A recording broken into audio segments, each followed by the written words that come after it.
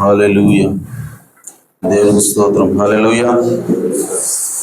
అలాగే నిలబడి ఉండగా పరిశుద్ధ గ్రంథం నుంచి వాక్యం చదువుకుందాం. 2వ రాజుల గ్రంథము 3వ అధ్యాయము.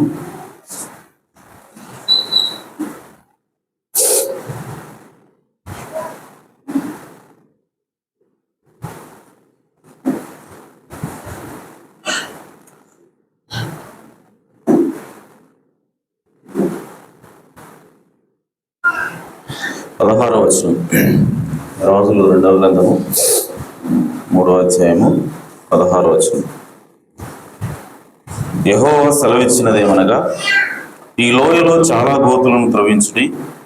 యెహోవా సెలవిచ్చినదేమనగా, గాలి గాని వర్షమే గాని రాకపోయినను మీరును మీ మందలను మీ పశువులను త్రాగుటకు ఈ లోయ నీళ్లతో నిండును. ఇది యెహోవా దృష్టికి అల్పమే. ఆయన మోయాబీయులను మీ చేతికి అప్పగించును. మీరు ప్రాకారము గల ప్రతి పట్టణమును, రమ్యమైన ప్రతి పట్టణమును కొల్లబెట్టి మంచి చెట్లనెల్లా నరికి నీళ్ల బావులన్నింటినీ పూడ్చి సమస్తమైన మంచి భూములను రాళ్లతో నరిపేయుదురు అనెను. ఉదయ నైవేద్యం అర్పించే సమయమందు నీళ్లు ఎదోము మార్గమున రాగా దేశము నీళ్లతో నిండెను. తమతో యుద్ధము చేయుటకు రాజులు వచ్చి ఉన్నారని మోయాబీలు విని అల్పులనేమి ఘనులనేమి ఆయుధములు ధరించుకొనగల వారిని అందరినీ సమకూర్చుకొని దేశపు సరిహద్దునందు నిలిచిరి. ఉదయమందు వీరు లేచినప్పుడు సూర్యుడు నీళ్ల మీద ప్రకాశింపగా అవతలి నీళ్లు మోయాబీయులకు రక్తములు కనబడను గనుక వారిది రక్తము సుమ. రాజులు ఒకరినొకరు హతము చేసుకుని నిజముగా హతులైరి. మోయాబీయులారా, దోపుడు సొమ్ము పట్టుకుందామని చెప్పుకొనిరి. వారు ఇశ్రాయేలీ వారి దండి దగ్గరకు రాగా ఇశ్రాయేలీలు లేచి వారిని హతం చేయుచుండిరి గనుక మోయాబీలు వారి ఎదుట నిలవలేకపోయిరి. ఇశ్రాయేలీలు వారి దేశంలో చొరబడి మోయాబీలను హతం చేసిరి. దేవుడు తన పరిశుద్ధ వాక్యమును దీవించిన గాక. తల నుంచి చిన్న ప్రార్థన చేసుకున్నాం. జీవము కలిగిన దేవా, సర్వోన్నతుడా, మా రక్షకుడా, మా విమోచకుడా, మీ ఘననామమునకు స్తోత్రం తండ్రి.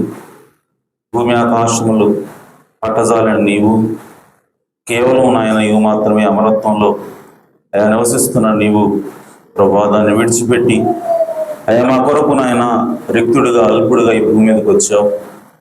ఆయన మా కొరకు రక్తం కార్చావు, మీ యొక్క ప్రాణాన్ని అర్పించావు. అయా మమ్మల్ని పాపులుగా ఉన్న మమ్మల్ని ప్రభువా పరిశుద్ధులుగా మార్చడానికి అయా మీ ప్రాణాన్ని బలిగా ఇచ్చావు ప్రభువా.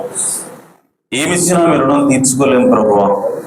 ఈ సమయంలో నాయన విరిగి నలిగిన హృదయాలతో అయా పాటల ద్వారా మీ నామని స్తుతించి ఉన్నాం ప్రభువా. ఈ సమయంలో మీరే రంగం మీదకి రమ్మని ఆహ్వానిస్తున్నాం తండ్రి. అయా ఇదిగో నాయన, మీ రక్తంలో కడగబడినటువంటి మీ బిడ్డలు ప్రభువా మీ మాట కొరకు ఎదురు చూస్తున్నారు ప్రభువా, మీ వాక్యం కొరకు ఎదురు చూస్తున్నారు తండ్రి. అయా మీరే సహాయం చేయండి ప్రభువా. ఇదిగో ఇక్కడ నిలబడి నేను కేవలం నిమిత్త మాత్రం అల్పుణ్ణి ప్రభువా. అయ్యా నా వల్ల అయితే ఏది కాదు కానీ ప్రభువా మీరే సహాయం చేయమని కృప చూపమని ప్రార్థిస్తున్నాను. చదువుకున్న వాక్య భాగం నుంచి ప్రభువా మా హృదయాలు నిండినట్లుగా, ప్రభువా మాకు మేలు కలిగినట్లుగా, మా జీవితాలు మారినట్లుగా మీరే మాట్లాడమని ప్రార్థిస్తున్నాను. సహాయం చేయండి, కృప చూపించండి. వచ్చిన వారు ప్రతి ఒక్కరిని కూడా మీరు దీవించమని, ఆశీర్వదించమని ప్రార్థిస్తున్నాను. ప్రభువా ఖాళీగా వచ్చిన మమ్మల్ని ప్రభువా మీ యొక్క మేలులతో, ఆత్మతో నింపమని ప్రార్థిస్తున్నాను తండ్రి. అయ్యా వచ్చినప్పటికంటే వెళ్ళేటప్పుడు మెరుగైన క్రైస్తవులుగా మేము వెళుదుము గాక ప్రభువా. అటువంటి కృపను మాకు దయచేయమని అయ్యా నన్ను మీ చేతులు సమర్పించుకుంటున్నాను తండ్రి. మీరు ఈ రంగం మీదకి వచ్చి మా అందరితో మాట్లాడమని మా ప్రభువును రక్షకుడునైనా యేసుక్రీస్తు నామములో ప్రార్థించడి వేడుకుంటున్నాను పరమ తండ్రి. ఆమేన్. ఆమేన్. దయచేసి కూర్చోవచ్చు.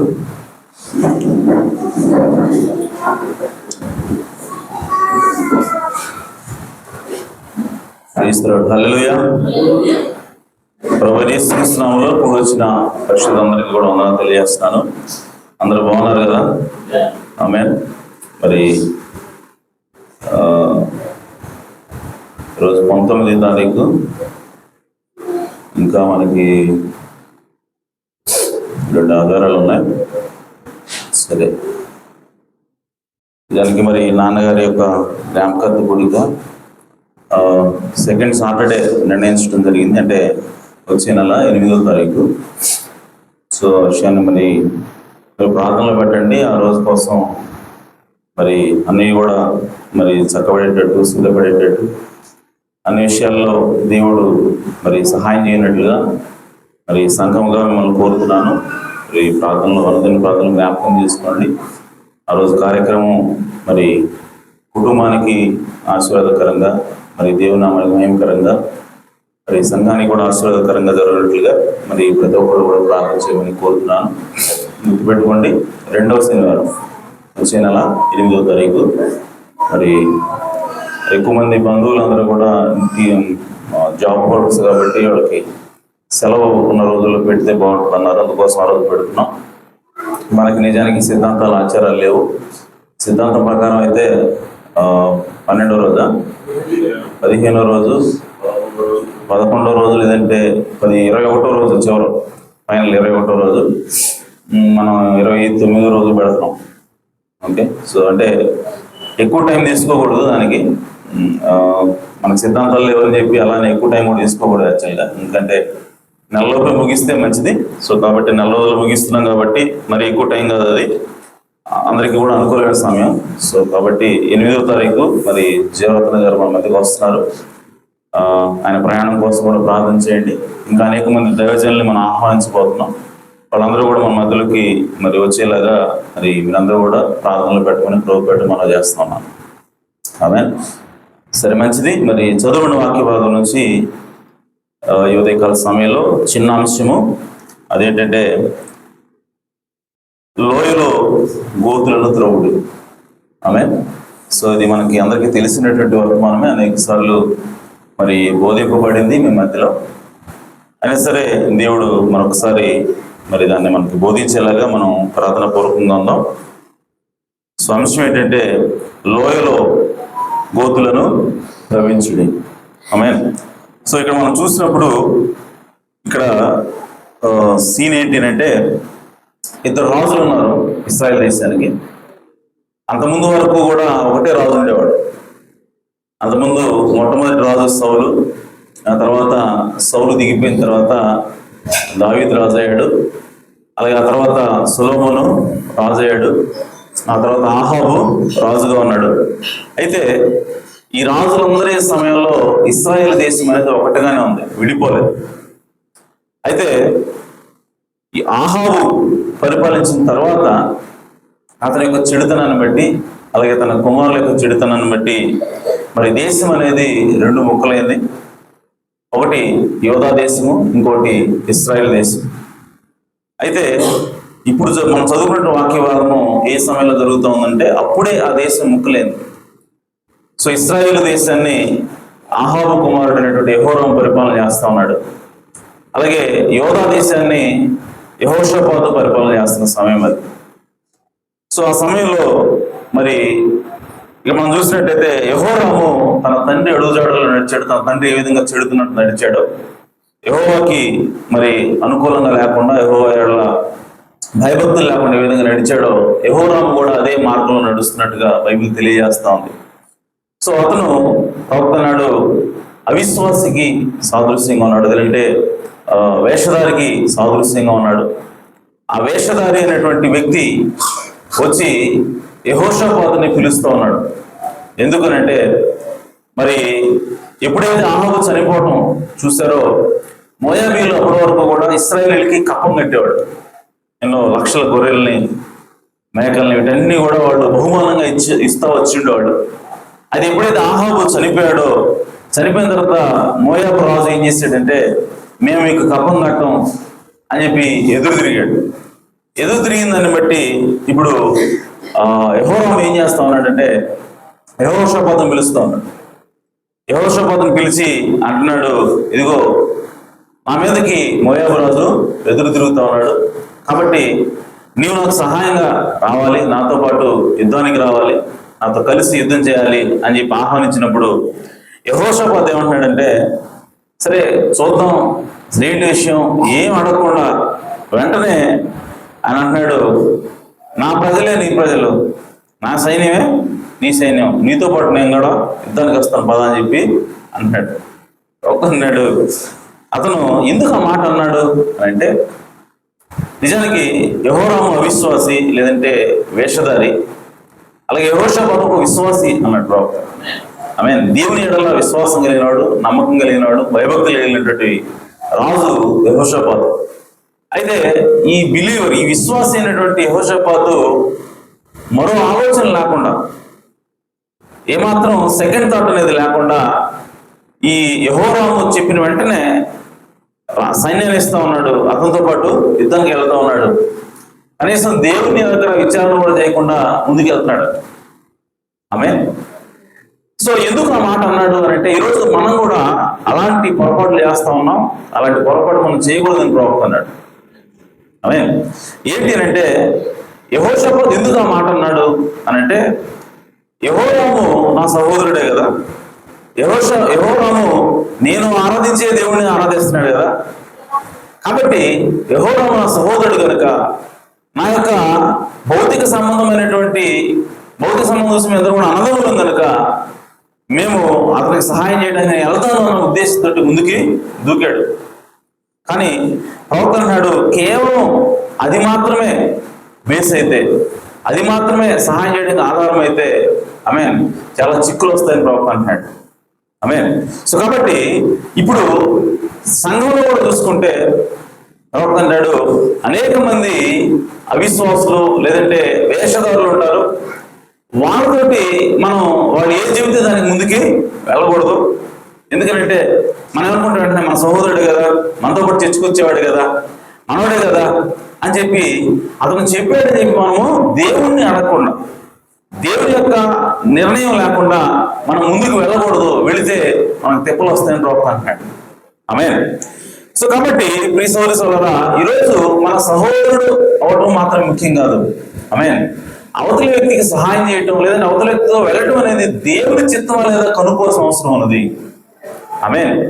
సో ఏ బేస్ లో మనం వెళ్ళాలి అవతలి వ్యక్తి దగ్గరికి అని అంటే, దేవుని చిత్తాన్ని బట్టే తప్ప, ఆమేన్, ఇతను మన చర్చి సహోదరుడు కదా, మనతో పాటు చర్చకొచ్చేవాడు కదా అన్న కేవలం ఆ ఒక్క ఆధారంతో మనం వెళ్ళి అవతల వాళ్ళకి సహాయం చేయడానికి మనం వెళితే దేవుని చిత్తానికి వ్యతిరేకంగా వెళ్తాం అవుతామేమో. కాబట్టి దేవుని చిత్తాన్ని కనుక్కోవడం ఇంపార్టెంట్ ప్రవక్త మాట్లాడుతున్నాడు. ఆమేన్. అయితే ఆ కేవలం బంధుత్వాన్ని చూసి, శరీర సంబంధాన్ని చూసి యెహోషాపాతు అతను నా సహోదరుడే కాబట్టి నేను సహాయం చేయడానికి ముందుకెళ్ళి దేవుని చిత్తాన్ని కనుక్కోకపోవడం వల్ల తర్వాత మనం చూసినట్లయితే వాళ్ళు 7 రోజులు ప్రయాణం చేశారు. 7 రోజుల తర్వాత వాళ్ళ దగ్గర నీళ్ళైపోయి తాగడానికి మంచినీళ్ళు లేక అప్పుడు వాళ్ళందరూ కూడా చనిపోయే పరిస్థితి వచ్చింది. దానికి కారణం ఏంటి అంటే, కేవలం మన చర్చి సభ్యుడే కదా, మన సంఘ సభ్యుడే కదా అన్న ఉద్దేశంతో దేవుని చిత్తాన్ని కనుక్కోకుండా ముందుకు వెళ్ళటాన్ని బట్టే యెహోషాపాతుకి అటువంటి పరిస్థితి వచ్చిందని ప్రవక్త మాట్లాడుతున్నాడు. ఆమేన్. అలాగే ప్రవక్త అంటున్నాడు, ఈరోజు సంఘ సభ్యులు అందరూ కూడా దేవుని పిల్లలు కాదంటున్నాడు. ప్రవక్త అంటున్నాడు సంఘ సభ్యులందరూ కూడా దేవుని పిల్లలు కాదు. అసలు సంఘానికి వెళ్ళటమే దేవుని యొక్క నియమం అయితే ఆమేన్. సంఘానికి వెళ్ళేవాళ్ళందరూ కూడా క్రైస్తవులు అయితే ఆమేన్. అది కాదు ప్రవక్త అంటున్నాడు చర్చికి వెళ్ళేవాళ్ళు అందరూ దేవుని పిల్లలు కాదు, కానీ దేవుని యొక్క చిత్తం ఎవరైతే ఉన్నారో వాళ్ళు మాత్రమే దేవుని పిల్లలే ఉన్నారు. హల్లెలూయా. కాబట్టి ఆ విషయాన్ని ఎప్పుడు మనం గుర్తుపెట్టుకోవాలి. అలాగే ప్రవక్త ఇంకో మాట అంటాడు, మనము ఆత్మను వివేచించాలి అంటాడు. ఆమేన్. సో అవతల వ్యక్తి ఏ ఉద్దేశంతో మాట్లాడుతున్నాడు, అతని యొక్క ఆత్మ ఎలా ఉన్నది, తన సొంత లాభం కోసం మాట్లాడుతున్నాడా, లేదంటే సంఘక్షేమం కోసం మాట్లాడుతున్నాడా, లేదంటే దేవుడికి మహిమకు వచ్చే దానికోసం మాట్లాడుతున్నాడా, ఇవన్నింటినీ కూడా దృష్టిలో పెట్టుకొని మన సహోదరుడే, మన చర్చికి వచ్చేవాడే అయినప్పటికీ మనము వీటన్ని కూడా దృష్టిలో పెట్టుకొని మనము అతనికి మనతో పాటు వెళ్ళాలా వద్దా అనేది మనం నిర్ణయించుకోవాలని ప్రవక్త యొక్క వాక్యం కొత్త మందిరం మనం తెలియజేస్తా ఉన్నాడు. ఆమేన్. కాబట్టి ఆ రోజు యెహోషాపాతు మరి దేవుని చిత్తాన్ని కనుక్కోకుండా ముందుకు వెళ్ళినందు బట్టి అక్కడ మరి నీళ్లు లేని స్థలంలోకి వాళ్ళు వెళ్ళారు, నీళ్లు లేని స్థితిలోకి వాళ్ళు వెళ్ళిపోయారు, ఎండిపోయినటువంటి స్థితిలోకి వాళ్ళు వెళ్ళారు. ఎండిపోయిన స్థితి అంటే జీవం లేని పరిస్థితికి, అనగా మరణ పరిస్థితులకు వాళ్ళు దిగజారారు. ఆమేన్. దిగజారిన తర్వాత అప్పుడు వెంటనే యెహోషాపాతు విశ్వాసి కనుక యెహోషాపాతు ఏమంటాడంటే, అయ్యా దేవుని యొక్క విచారణ చేయకుండా మనం వచ్చాం, మనం పొరపాటు చేసాం, అయితే ఇప్పుడు మనం దేవుని యొక్క విచారణ చేయాల్సిన అవసరం ఉన్నది, ఎవరైనా సరే ప్రవక్తలు ఉన్నారా అని చెప్పి అడిగినప్పుడు అప్పుడు ఎవరు చెప్పారంట, ఇక్కడ దగ్గరలోనే ఎలీషా అనే ఒక ప్రవక్త ఉన్నాడు, ఆయన ఏలియా చేతుల మీద నీళ్లు పోసేవాడు అని చెప్పారు. హల్లెలూయా. సో ఎలీషాకి ఐడెంటిఫికేషన్ ఏంటి అంటే ఏలియా చేతుల మీద నీళ్లు పోసేవాడు. ఆమేన్. అంటే దేవుని యొక్క సేవకులకి దగ్గరగా ఉండటాన్ని గుర్తించేదానికి వాళ్ళు ఆ బైబిల్ ఆ విధంగా ఆ మాట రాయబడింది. అంటే ఎలీషా అంటే ఎవరు అని అంటే ఏలియాకి ఎంత దగ్గర వాడో చెప్పడం కోసం వాడబడే మాట ఏంటంటే ఏలియా చేతుల మీద నీళ్లు పోసేవాడు. హల్లెలూయా. సో కాబట్టి మనం కూడా మరి మన ఇంటికి వచ్చినప్పుడు అతిథులకి మనం చేతి మీద నీళ్లు పోస్తాం అంటే అర్థం ఏంటంటే వాళ్ళతో మనకు అంత దగ్గర సంబంధం ఉందండి. చాలా మంది నీళ్లు పెట్టడానికి కొంతమంది రారు ముందుకి, కానీ కొంతమంది ముందుకు వెళ్తారు. ఎవరు ముందుకు వెళ్తారు మీరు గమనించండి, బాగా పరిచయం వాళ్ళు ముందు చేతుల మీద నీళ్లు పోస్తారు. పరిచయం లేదనుకో నాకెందుకు నువ్వు అంటారు. అవే అంటే చేతి మీద నీళ్లు పోయడం అంటే బాగా దగ్గర పరిచయం ఉంది అని అర్థం. ఎవరితోనంటే దైవజనుడితోటి, ఏలియాతోటి అతనికి పరిచయం ఉంది అని చెప్పి రాయబడింది. కాబట్టి ఆయన దగ్గరికి వెళదాం అని చెప్పి అన్నప్పుడు వాళ్ళందరూ కూడా ఎలీషాను కనుక్కున్నారు. వెళ్ళి ఆయనతో మాట్లాడుతున్నప్పుడు ఆయన అన్నాడు, యెహోరామును చూసి ఒక్కసారిగా ఉగ్రుడైపోయాడు. యెహోరామును చూసి, ఏమయ్యా ఈరోజు నీకు కష్టం వచ్చిందని చెప్పి నా దగ్గరకు వచ్చావా? మీ తండ్రి ప్రవక్తలు లేరా? మీ తండ్రిని నిలబెట్టేటువంటి దేవతలు లేరా? ఆ విగ్రహాలు ప్రతిష్ఠించాడు కదా మీ తండ్రి మీ తల్లి, వాళ్ళ దగ్గరికి వెళ్ళకుండా యెహోవా దగ్గరికి ఎందుకు వచ్చావు, నా దగ్గరికి ఎందుకు వచ్చావు విచారణ చేయడానికి అని చెప్పి ఒకసారిగా కోపోద్రిక్తుడైనట్టుగా మనకి బైబిల్లో రాయబడింది. ఆమేన్. ఆ తర్వాత ఇప్పుడు ఆయన అంటున్నాడు, యెహోషాపాతు గనక లేకపోతే, నీతో పాటు యెహోషాపాతు గనక రాకపోతే కనీసం నీ ముఖం కూడా చూసేవాడిని కాదు అని అంతగా కోపగించిన తర్వాత ఇప్పుడు యెహోషాపాతును బట్టి ఆయన కూలయ్యి ఏం కావాలి అన్నప్పుడు వాడు పరిస్థితి వివరించారు. ఈ విధంగా మేము 7 రోజులు ప్రయాణం అయ్యి వచ్చాము, మరి మోయాబు మీదకి మేము దండెత్తడానికి వెళ్తా ఉన్నాం, మరి దేవుడి చిత్తాన్ని కనుక్కోవడం కోసం ఇప్పుడు మీ దగ్గరకు వచ్చాం అని చెప్పి అన్నప్పుడు అప్పుడు ఎలీషా వెంటనే ప్రవచనం ఎత్తలేదు, కానీ ఆయన అన్నాడు, ఎవరైనా సంగీతం వాయించే వాళ్ళ దగ్గర తీసుకునండి, ఆటపడే వాళ్ళ దగ్గర తీసుకునండి అని చెప్పి అన్నప్పుడు వాళ్ళు ఆ విధంగా తీసుకొచ్చి సంగీతం వాయిస్తున్నప్పుడు అప్పుడు దేవుని ఆత్మ ఆయన మీద దిగింది. హల్లెలూయా. అనేకసార్లు చెప్పుకున్నాం. మరి దేవుని ఆత్మ దిగేలాగా చేసేది ఏంటంటే సంఘంలో సంగీతం, లేదంటే మనం పాడేటువంటి పాటలు, లేదంటే మనం ఆరాధించే ఆరాధన దేవుని మన మధ్య తీసుకుని వస్తుంది. హల్లెలూయా. కాబట్టి ఎలీషా మీదకి ఆ విధంగా దిగి వచ్చింది. అలాగే సౌలుకి దయ్యం పెట్టినప్పుడు ఆ దురాత్మను పారదోలింది కూడా సంగీతమే. దావీదు ఆ విధంగా దేవుని యొక్క స్తుతులను, దేవుని యొక్క కీర్తనలు ఆయన పాడుతూ ఉన్నప్పుడు ఆమేన్ సౌలుకు పట్టినటువంటి దురాత్మ కూడా విడిచి వెళ్ళిపోయేది. ఆమేన్. సో ఆ విధంగా దెయ్యాన్ని దూరం చేసేది, దేవుని దగ్గరకు తీసుకొచ్చేది, దేవుని మన మధ్యలో తీసుకొచ్చేది ఏంటి అంటే మనం చేసేటువంటి హృదయపూర్వకమైనటువంటి ఆరాధన అయినది. ఆమేన్. కాబట్టి మరి పాటలు పాడటం అనేది చాలా ప్రాముఖ్యమైనది. ఎందుకంటే పాస్టర్ గారు మరి బలిపీఠం మీదకి వచ్చి వాక్యం అందించాలి అంటే, దేవుని యొక్క ఆత్మ వచ్చి మనతో మాట్లాడాలంటే దానికంటే ముందే ఇక్కడ పాటలు పాడటం అనే కార్యక్రమం అనేది చాలా ప్రార్థనాపూర్వకంగా జరగాలి. అలాగే చాలా ఆ హృదయం నుంచి రావాలి. పాటలు ఎప్పుడు కూడా మనము పెదవుల నుంచి కాదు కానీ మన హృదయం నుంచి అవి రావాలి. పాటను మనం అర్థం చేసుకుని, ఆ భావన అర్థం చేసుకుని మనం పాడినప్పుడు, హృదయపూర్వకంగా మనం పాడినప్పుడు దేవుని యొక్క ఆత్మ ఖచ్చితంగా మన మధ్యలో ఉంటుంది. ఆమేన్. కాబట్టి ఆ ఎలీషా ఆ విధంగా ఆ సంగీతం వాయించబడినప్పుడు ఆయన మీదకి ఆత్మ వచ్చింది. ఆత్మ వచ్చిన తర్వాత ఆయన ఏమని ప్రవచిస్తా ఉన్నాడంటే, ఈ లోయలో మీరు అనేక గోతుల్ని తవ్వించండి. ఆమేన్. సో గోతులు ఎప్పుడైతే తవ్విస్తారో ఉదయానికల్లా మీకు ఎదురు మీదగా నీళ్లు వస్తాయని చెప్పాడు. ఆమేన్. అయితే ఇక్కడ గోతులు ఎందుకు తవ్వించాలి అని అంటే ప్రవక్త అన్నాడు, గోయి తవ్వడము అంటే అర్థం ఏంటి, ఆ తర్వాత నీళ్లు నిండటం అంటే అర్థం ఏంటి అంటే, ఆ లోయ అనేది నిజానికి నీ హృదయానికి సాదృశ్యంగా ఉంది. ఆమేన్. సో ఆ లోయలో నీవు మట్టి తీస్తాను, గొయ్యి తీస్తున్నావు అంటే అర్థం ఏంటంటే, అందులో ఉన్నటువంటి మట్టిని మనము తవ్వి బయటకు పారబోస్తా ఉన్నప్పుడు మనకి లోపల ఖాళీ ఏర్పడుతూ ఉంటుంది. ఆమేన్. గొంత అంటే అర్థం ఏంటి, మట్టిని తీసినప్పుడు ఏర్పడే ఖాళీనే మనం గొంత అంటాం. ఆమేన్.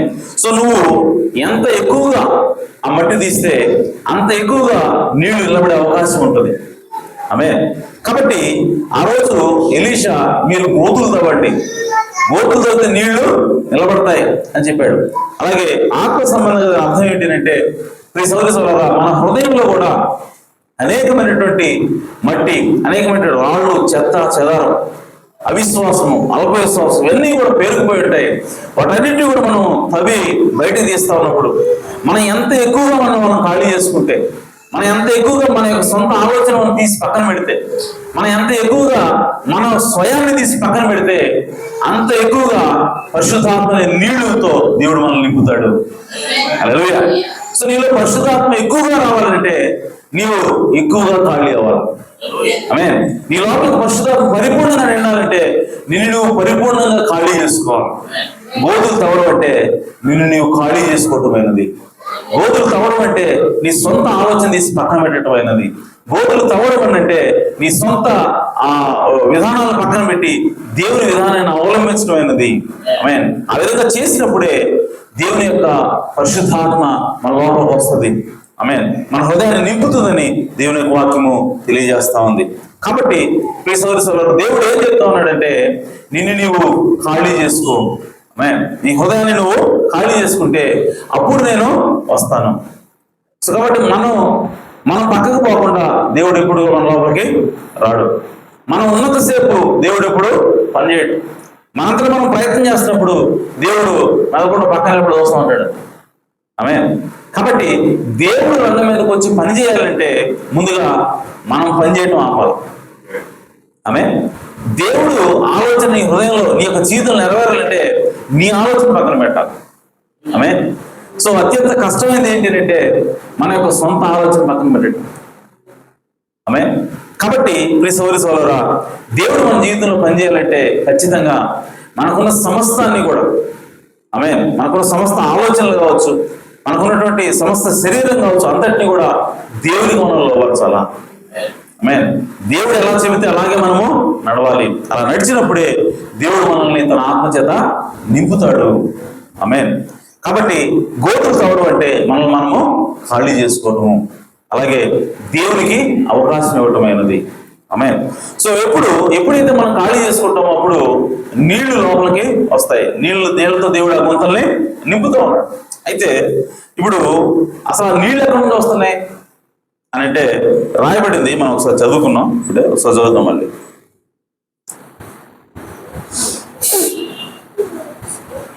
నీళ్ళు ఎక్కడి నుంచి వస్తున్నాయి?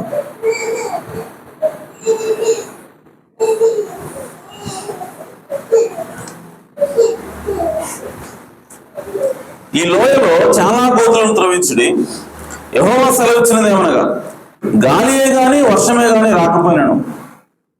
నీళ్ళు ఎప్పుడు వస్తాయి? వర్షం మీద వస్తాయి, అంతేగానా వరద లోపల వస్తాయి. కానీ గాలియే గాని వర్షమే గాని రాకపోయినాను, మీరును మీ మందలను మీ పశువులను త్రాగుటకు ఈ లోయ నీళ్లతో నిండును.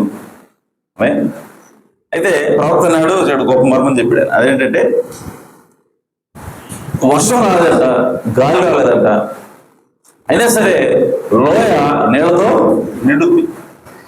ఎలా నిండుద్ది అని అంటే ప్రవక్త నాడు ఏదో ప్రాంతం నుంచి నీళ్లు వస్తాయని బైబిల్ రాయబడింది. అక్కడ మీరు కింద చదివితే అది ఉంటుంది. ఇది యెహోవా దృష్టికి అల్పమే. ఇది యెహోవా దృష్టికి అల్పమే. నీళ్ళు వర్షం రాకుండా నీళ్ళు ఎట్లా వస్తాయండి? అది మన దృష్టికి గొప్పది అలా జరిగితే. కానీ ఇది యెహోవా దృష్టికి అల్పమే. ఆయన మోయాబీలను మీ చేతికి అప్పగించును. మీరు ప్రాకారములు గల ప్రతి పట్టణమును 20 ఉదయ నైవేద్యం అర్పించే సమయం ముందు నీళ్లు ఏదో మార్గంలో రాగా దేశం నీళ్లతో నిండిన. వర్షం లేదు, గాలి లేదు, కానీ ఏదో ప్రాంతం నుంచి ఆ నీళ్లు వచ్చినట్టుగా బైబిల్లో రాయబడింది. ఆమేన్. ప్రవక్త అంటాడు, ఈ నీళ్ళు ఎక్కడి నుంచి వచ్చినాయి అని అంటే ఇశ్రాయేలు ప్రజల్ని అరణ్యంలో వాడు నడుస్తున్నప్పుడు, వాగ్దాన భూమికి వాడు ప్రయాణం చేస్తున్నప్పుడు వాళ్ళని వెంబడించి వాళ్ళకి త్రాగడానికి నీళ్ళు ఇచ్చినటువంటి ఆ బండ ఏదైతే ఉందో, ఆ బండ ఇంకా అక్కడే ఉంది అన్నాడు బాబు. సో ఆ బండలో నుంచే ఆ నీళ్లు ఏదో ప్రాంతం నుంచి ఏదో మీదగా అవి ప్రవహించి ఆ లోయలోకి నీళ్లు వచ్చాయి. అందుకోసం దేవుడు స్పెసిఫిక్ గా చెప్తున్నాడు, వర్షం రాదు, గాలి రాదు, కానీ నీళ్లు మాత్రం వస్తాయి. సో ఎప్పుడైతే వాళ్ళకి నీళ్లు లేని స్థలానికి వచ్చారో, నీళ్లు లేక మేము చచ్చిపోతాం అని చెప్పి వాళ్ళు ఎప్పుడైతే ఆ మోషే మీద సణిగారో గుడిగారో, ఆ సమయంలోనే ఆ బండ ప్రత్యక్షమైంది. ఆ బండ సీన్లోకి ఎప్పుడు వచ్చిందని అంటే, రంగంలోకి ఎప్పుడు వచ్చిందని అంటే, వాళ్ళు ఎప్పుడైతే నీళ్లు లేక ఎండిపోయిన స్థలానికి వచ్చారో, వాళ్ళు ఎప్పుడైతే త్రాగడానికి నీళ్లు లేక చనిపోయే స్థితిలోకి వచ్చారో, అప్పుడు ఆ బండ అక్కడ ప్రత్యక్షమైంది. ఆ బండ నుంచి నీళ్లు రావడం ప్రారంభమైంది. అయితే ఇప్పుడు అదే సిచ్యువేషన్ మరలా వచ్చింది, అదే పరిస్థితి మరలా వచ్చింది. ఇప్పుడు అదే దేవుడు మరలా ఉన్నాడు అక్కడ. హల్లెలూయా.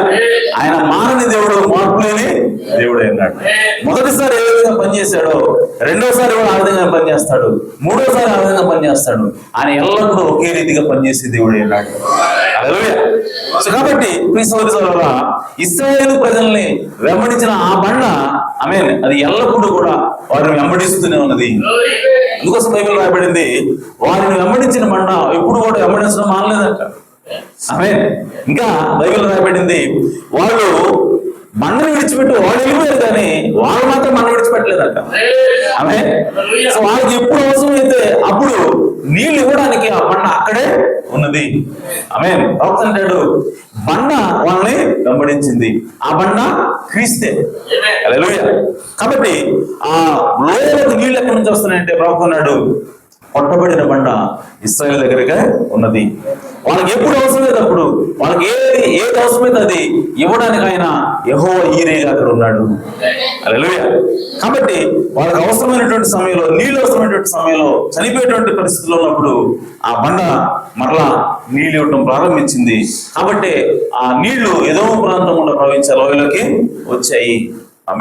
కాబట్టి మన దేవుడు ఎల్లప్పుడూ కూడా ఒకటే రీతిగా పనిచేసే దేవుడే ఉన్నాడు. ఆయన సహాయంలో నీకు తక్షణ సహాయం చేసే దేవుడే ఉన్నాడు. బైబిల్ రాయబడింది, ఆయన తక్షణ సహాయకుడు. ఆయన ఎప్పుడో సహాయం చేసేవాడు కాదట, వెంటనే ఆపత్కాలం ముందు నీకు తక్షణ సహాయకుడు. ఒకసారి మేము విజయవాడలో డానీ పాస్టర్ గారి ఊర్లో వేల్పూర్లో ఉన్నప్పుడు ఒకళ్ళ ఇంట్లో మేము అద్దెకు ఉండేవాడు. అయితే వాళ్ళు హిందువులు. అయితే ఆయన యేసుప్రభు గురించి సాక్ష్యం చెప్తున్నాడు. ఆయన ఏం చెప్తున్నాడు తెలుసా, ఏదైనా ఒక ఆపద వచ్చినప్పుడు మా దేవుడు లేటుగా వస్తాడేమో ఏంటి, కానీ మీ దేవుడు అయితే మాత్రం లేట్ చేయడం అంటున్నాడు ఆయన. మీ దేవుడు అయితే లేట్ చేయడం, వెంటనే ఇక్కడ కార్యం జరుగుతుంది. మీ దేవుడు అంత గొప్పడమ్మా అని చెప్తున్నాడు ఆయన. అందుకే బైబిల్ రాయబడింది, ఆయన ఆపత్కాలంలో నమ్ముకున్నదైన సహాయకుడు రాయబడింది, కానీ ఇంగ్లీష్ ఏముందంటే తక్షణ సహాయకుడు ఉంది. ఆపత్కాలంలో నమ్ముకున్నదైన తక్షణ సహాయకుడు. తక్షణం అంటే తక్షణమే, వెంటనే సహాయం చేసే దేవుడు. ఎప్పుడంటే నీవు ఆపదలో ఉన్నప్పుడు. హల్లెలూయా. కాబట్టి ప్రియ సోదరి సోదరులారా, ఆ ఇశ్రాయేలుని ఆ బండ వెంబడించింది. ఆ బండ ఇప్పటికీ కూడా తన బిడ్డల్ని వెంబడిస్తూనే ఉంటుంది. ఎందుకంటే ఆత్మ సంబంధమైనటువంటి ఇశ్రాయేలు క్రైస్తవులైనటువంటి మనల్ని ఇప్పుడు ఆ బండ అనేటువంటి యేసుక్రీస్తు వెంబడిస్తా ఉన్నాడు. ఆమేన్. నువ్వు ఆపదలో ఉన్నావా, నువ్వు నీళ్ళు లేని స్థితిలో ఉన్నావా, నువ్వు ఎండిపోయిన స్థితిలో ఉన్నావా, ఇప్పుడు కూడా ఆయన కొట్టబడిన బండగా మన పట్ల ఉన్నాడు. ఆమేన్. ప్రవక్త అంటాడు ఆ బండ ఎప్పుడు కూడా వాళ్ళని వెంబడించడం మానలేదు. అయితే వాళ్ళు ఆ బండను విడిచిపెట్టి వెళ్ళిపోయారట. ఆమేన్. ఇంకో మాట ఏమన్నా తెలుసా, వాళ్ళు వెళ్ళి వాళ్ళ తప్పు తెలుసుకొని వాళ్ళు ఎంత దూరం ప్రయాణం చేయాలి. ఆమేన్.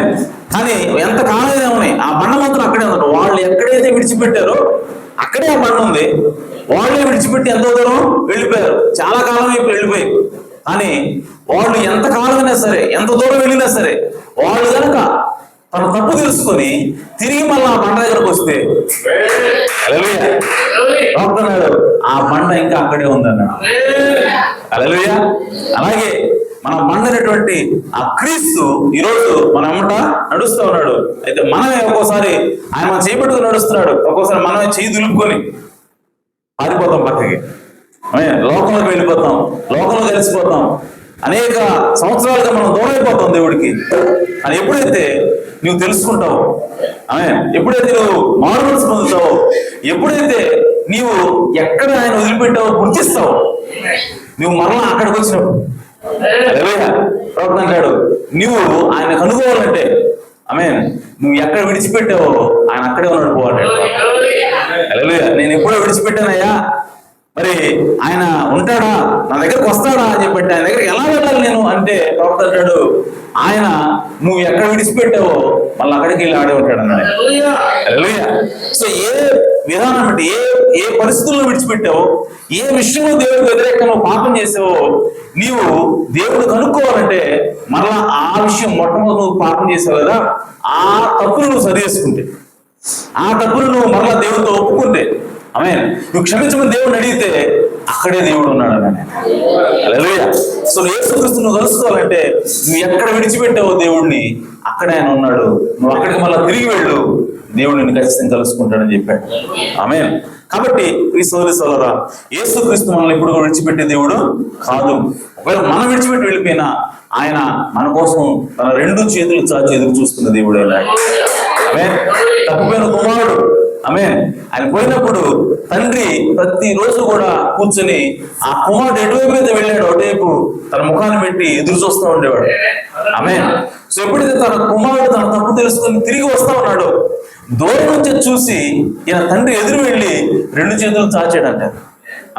అలాగే మన ప్రభు అయినటువంటి యేసుక్రీస్తు, మన తండ్రి అయినటువంటి యేసుక్రీస్తు కూడా మనం ఒకవేళ తప్పు చేసి దూరం వెళ్ళినా సరే ఆయన తన 2 చేతులు చాచి దినమెల్లా మీకోసమేనో ఎదురు చూస్తున్నాను.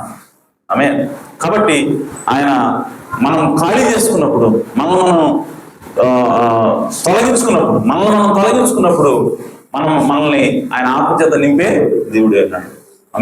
సో గోతులను తవ్వడం అంటే మనం ఖాళీ చేసుకోవటం, అందులో నీళ్లు నింపడం అంటే ఆయన యొక్క ఆత్మచేత దేవుడు మనల్ని నింపుతాడు, పరిశుద్ధాత్మ ఆయన మనల్ని ముద్రిస్తాడు. కాబట్టి ఆ రోజు వర్షం రాకపోయినా సరే నీళ్లు ఎక్కడి నుంచి వచ్చాయంటే ఆ కొట్టబడిన బండ ఇశ్రాయేలుని వెంబడిస్తుంది కనుక ఆ బండ నుంచి నీళ్లు వచ్చాయని ప్రవక్త చెప్పాడు. కాబట్టి దేవుడు ఎల్లప్పుడూ కూడా నమ్మదగిన దేవుడే అన్నాడు. ఆయన వెంబడించే వాళ్ళని, ఆయన కోసం ఎదురు చూసే వాళ్ళని ఆయన ఎల్లప్పుడూ కూడా ఆదరించే దేవుడే ఉన్నాడు. కాబట్టి ఈ విషయాలు మనం గుర్తిద్దాం, దేవుడికి నమ్మకంగా మనము జీవిద్దాం. దేవుడు ఈ మాటలు దీవించింది గాక, దేవుడు మన సమృద్ధిగా ఆశీర్వదించింది గాక. ఆమేన్. సమయంలో సాంగ్లు వచ్చి సమయం చేసుకున్నాం.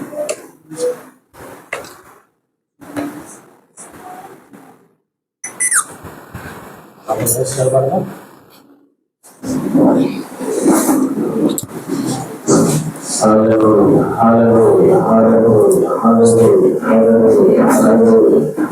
స్తోత్రము స్తోత్రము స్తోత్రము ప్రభువా. ఈ దర్శనంలో ప్రభువాని దాసుని చేసుకొని మాతో మాట్లాడుతుంది. ఆయన ఆ యొక్క ఆహారము రాసు నా తండ్రి అదంతా ఇసుకేపు చేసినటువంటి ఆరాధన నా తండ్రి ఇశ్రాయేలు దేశం 200 శివుడు ప్రభువా. ఓ తండ్రి ఆహారం కుమారుడైనటువంటి యెహోవాను నా తండ్రి ఆ యొక్క మాటలు నా తండ్రి మోసపోయాడు. అవిశ్వాస మాటలు ఆయన ఉన్నప్పుడు అతను చిక్కులో పడతారని మా అవును ప్రభు. నా తండ్రి అతను నా సహోదరుడని చెప్పి నమ్మి అతను సైన్యాన్ని ఇచ్చాడు, గుర్రాలను ఇచ్చాడు. అవును ఆ విధంగా సైన్యాన్ని నడిపించినప్పుడు తండ్రి ఎడారిలోకి వెళ్ళిపోయిన తర్వాత నీరు లేని స్థితిలో పడేసారు ప్రభువా. అవును ప్రభు. నీరు లేక చనిపోయే స్థితిలో ఉన్నారు నా తండ్రి. అవును నాయన. అటువంటి సమయంలో నా ప్రభువా, ఓ తండ్రి ఆ సమస్యలు పరిష్కారం చేయడానికి నాయన మన దేవుడికి ఎవరైనా తండ్రి యెహోషాపాతు నాయన మాట్లాడి ఉన్నారు. ఓ తండ్రి ఆ యొక్క ఎలీషా నా తండ్రి ఎక్కడున్నాడో కనుగొని నా తండ్రి ఎలీషా వద్దకు వెళ్ళినప్పుడు నాయన ఓ తండ్రి ఒక మార్గాన్ని ఏర్పరిచిన దేవానికి స్తోత్రం చేస్తున్నాం ప్రభువా. ఓ తండ్రి ఎలీషా నా తండ్రి ఆహాబు రాజు తన భార్యకు ఎదురు చేసిన ఆ విగ్రహాలను ఎంతో పాపంగా ఉన్నాడు నా తండ్రి. అవును నాయన. ఓ తండ్రి యెహోషాపాతు ఆ పాపాన్ని కూడా తగ్గించుకొని ఇవ్వనైనా ఓ ప్రభువా ఆ ఇశ్రాయేలునైనా ఆ నీరు తెలిసిపోయినా ప్రభువా ఓ తండ్రి గోతులు తోమైనా ఎలీషా ద్వారా మాట్లాడే ప్రభువా. అవును నాయన. ఇదిగో నా తండ్రి ఓ ప్రభు ఒక చక్కని సంగీతం ద్వారా నీ ఆత్మ ఎలీషా మీదకి వచ్చి అవును. గొప్ప మార్గాన్ని తెలుసుకున్న దేవాన్ని స్తోత్రం చేస్తున్నాం ప్రభువా. ఇదిగో తండ్రి గోత్రంలోని అది వర్షంతో నిండిన ఆ గోత్రం నిండుగాని ఇదిగోనైనా ఇశ్రాయేలు ప్రజలు నా తండ్రి నీరు ఉన్నప్పుడు ఏ పండైతే నీరిచ్చిందో అవును ప్రభు. ఆ పండుగ ఇశ్రాయేలు ఎమ్మరిస్తుంది అక్కడే ఉన్నాడు ప్రభువా. అవును నాయన. ఓ తండ్రి ఆ గోత్రం నీటితో ఎలా నింపబడ్డాయంటే ఆ ఇశ్రాయేలు ఎమ్మరించినటువంటి ఆ పండ అక్కడే ఉందని ఆమేన్. ప్రభువా.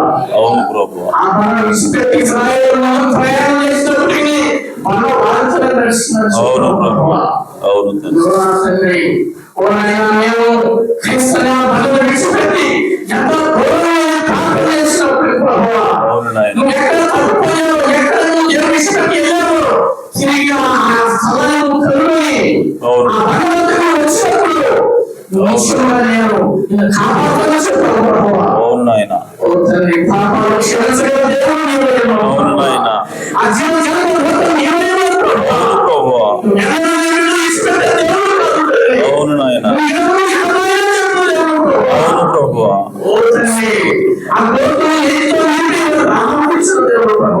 అవును నాయన. స్తోత్రం నాయన. అతను ఏం మాట్లాడుతుందని ఉద్దేశించే జ్ఞానం మనం అవసరం. అవును నాయన. అవును ప్రభు.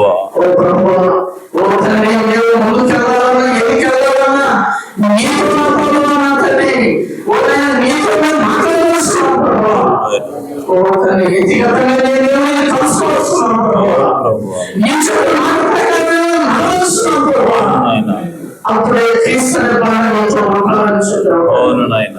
ప్రభువానికి స్తోత్రము స్తోత్రము ప్రభువా. స్తోత్రం నాయన. అటువంటి గొప్ప ఆదరణకరమైన వర్తమానం నా తండ్రి మాకు ఇచ్చిన స్తోత్రం నాయన. హల్లెలూయా హల్లెలూయా హల్లెలూయా హల్లెలూయా. హల్లెలూయా. మహిమ ఘనత పూర్ణము నీవే నా దైవము. మహిమ ఘనత పూర్ణము నీవే నా దైవము.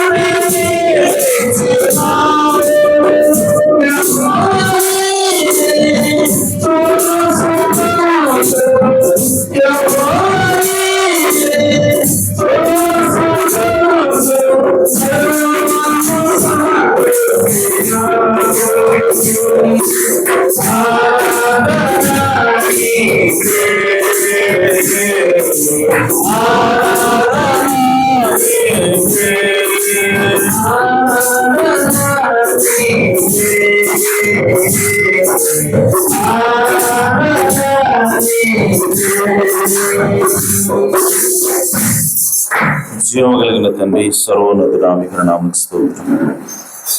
లోయలో అనేక గోతులను త్రవ్వించుడి, ఉదయం వరకు ఉదయకాలమునకు నీళ్లతో నింపబడతాయని ప్రభా ఎలీషా ద్వారా నువ్వు ప్రవచించావు నాయన. ఇదిగో నాయన, ఏ విధంగా వర్షం లేకపోయినా సరే ఆ గోతుల్లోకి నీళ్లు వస్తున్నాయంటే అయా కొట్టబడిన బండ, ఇశ్రాయేలును వెంబడించిన బండ వారి మధ్య ఇంకా ఉన్నదని నువ్వు మాట్లాడావు తండ్రి. నిజమేనా ప్రభువా? ఆ బండ ఏదో కాదు, క్రీస్తే ఉన్నాడని, ఆ క్రీస్తు ఇప్పుడు క్రైస్తవులు కూడా వెంబడిస్తుందని ప్రభువా, జీవ జలముల ఓటను ప్రభువా మా కోసం అయా తండ్రి ప్రతి దినము కూడా నువ్వు మమ్మల్ని అనుసరిస్తున్నావు అని ప్రభువా అయా మాతో మాట్లాడావు ప్రభువా. అయా జీవ జలములతో మేము నింపబడాలి అని అంటే అయా ముందుగా మేము ఖాళీ చేసుకోవాలి తండ్రి.